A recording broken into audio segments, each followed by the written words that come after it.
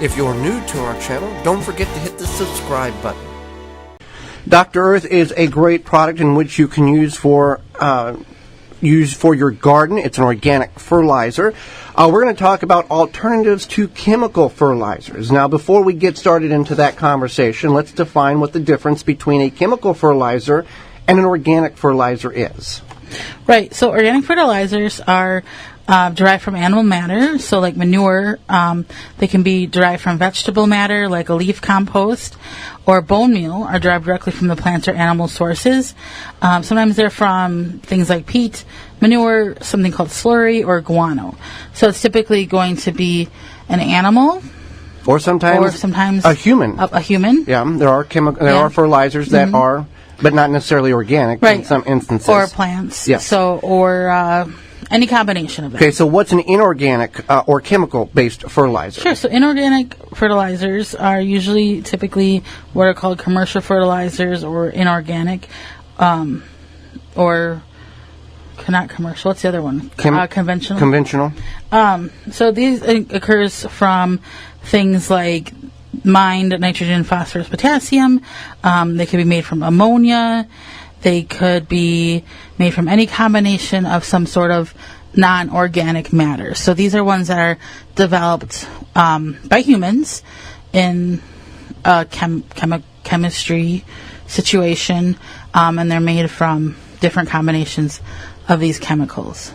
So there are people that only encourage, and we are one of them, to encourage to use organic fertilizers. And there are individuals that also preach you can use organic, you can use chemical, it really doesn't matter. The soil can't tell, the plants can't tell. You can do a little bit of both, it's okay. Right. Okay, so here's the deal.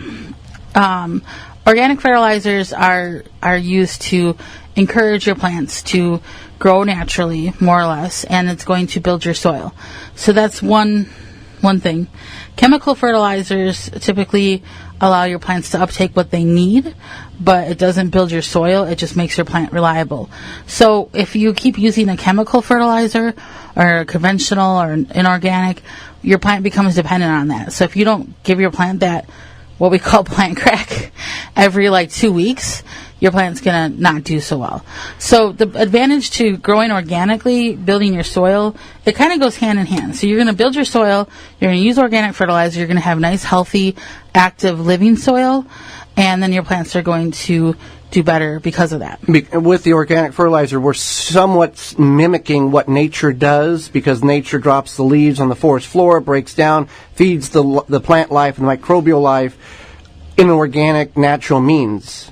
That's correct, okay. Right. So, yeah, we're working in harmony with the ecosystem in our backyard. As best we can. As best we can. Yeah. Yes. To help our plants to be healthy, strong plants. So what are some alternatives to chemical fertilizers if we choose to do, if we get Dr. Earth, as well as if we go and look for other means that we can use in our garden?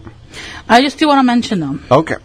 If you're adding, one thing you can add is you can add animal manure, animal waste. So when you do this, you want to make sure, that it has aged, because if you add non-composted manure, it has generally a high salt content, and then also it generally has a high nitrogen content, and that would burn your plants essentially. So what you want to do is you want to make sure whatever manure you use that is aged, you want to know where that manure comes from. So just going down the street, or free manure, come pick it up. Yeah. Maybe really far down the street to Farmer Bob's, come pick up my manure. You don't know what occurred there. So aged, and you also want to know where it comes from, because there's a persistent herbicide called Grazon that's fed to your horses and cows. And what this does is it helps kill off broadleaf things like thistles, makes the grass okay to grow, and then the cow or horse eats that. It goes through the digestive system, manure ages, it's still persistent, and it's going to kill your plants. So you want to make sure you know your source of where your manure or whatever is coming from. So that being said, and also I want you to bear in mind that non-organic fertilizers, chemical fertilizers, conventional, whatever you want to call them, are made to be soluble, water soluble. So that means that it flushes through your soil faster, and that's why you have to keep applying it. And that also is one of the main causes for algae bloom and the dead zone and this is agricultural-wise as well as urban-wise in the Gulf of Mexico. All right, so alternatives: worm castings. Worm castings. Worm castings are worm poop. Yeah. You can buy those at your local garden center. You can do your own homemade compost. Soil conditioners. Right, so Soil Diva, she sells a soil conditioner. It's a liquid microbial stimulant spray that improves your soil health. So it just encourages your soil to be better, essentially. It's going to help it break down things better. It's going to include the growth of the good bacteria in your soil. It's not going to be harmful to worms. It's going to help your soil retain moisture better. So it's a soil conditioner. So it helps with the plants you work hard to grow. Compost tea, there's lots of recipes for compost tea. You can buy compost tea bags. There's all sorts of stuff. Coffee grounds. Coffee grounds are 2% nitrogen by weight. So if you use coffee grounds, you're not going to over nitrogen your soil, but you want to mix them in. You don't want to leave them at the top. And because if you mix them in, if you just broadcast them, they're not going to absorb that nitrogen. The nitrogen will evaporate into the atmosphere. Right. They also contain a tad bit of potassium and a tad bit of phosphorus, but it's a great organic matter for your plant, for your garden. It helps build a lot of the microbial, feeds a lot of the microbial life. Worms digest it and maneuver it through the soil. In the first segment, we talked about weed-free, seed-free grass clippings, dry grass clippings. Those are great to add to your soil. They're used as mulch. Up to, 4 or 5% nitrogen? Right. Now, what we do is we dry them out and put them on top. Now, you can mix them in, but you would have, there's a little compost breakdown process that occurs, but that is a very beneficial aspect to increasing the fertility of your soil by not using chemical fertilizers. So there's a lot of different alternatives instead of using chemical fertilizers when it comes Here's a fun fact for you, and you can do this with your kids or yourself. Banana peels typically break down in the soil in 30 days. Okay. So you could go out, bury a banana peel, and then check on it in 30 days and see what happened.